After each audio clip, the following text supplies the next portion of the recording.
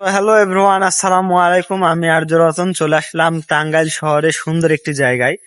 মূলত এই জায়গাটির নাম হচ্ছে সয়ানী লেকের পাড়। এই জায়গাটায় ভীষণ সুন্দর লাগছিল। আসলে শহরের মাঝে এরকম নিরিবিলি একটা পরিবেশ, আর এই পরিবেশটা আসলে কেমন উপভোগ করলাম সেটা মামার কাছ থেকে জানতে চাইবো।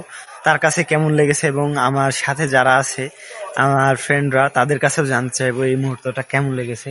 সো মামা, আপনি একটু যদি বলতেন আসলে এই মুহূর্তটা কেমন উপভোগ করেছেন। হ্যাঁ, আসলে খুব এনজয় করেছি এই মুহূর্তটা। বিশেষ করে আমরা তো আসলে রেস্টুরেন্ট সেকশনে জব করি।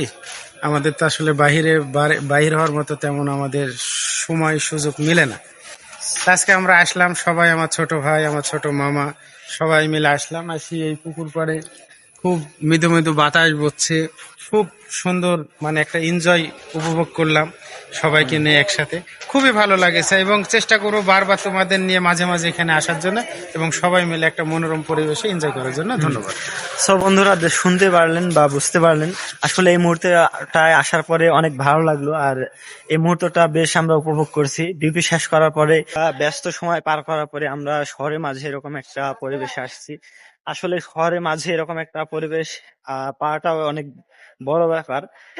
গ্রামে তো এরকম অনেক জায়গায় থাকে যেখানে আমরা চাইলেও নিরিবিলি প্রকৃতির মাঝে কাটাতে পারি, কিন্তু শহরে এই জিনিসটা নাই। কিন্তু ডিউটি শেষ করার পরে আমরা সবাই আসছিলাম একটু ভালো সময় পার করার জন্য। সো বন্ধুরা, সবাই ভালো থাকবেন। দেখা হবে নেক্সট ভিডিওতে, নেক্সট কোনো জায়গায়। ধন্যবাদ সবাইকে।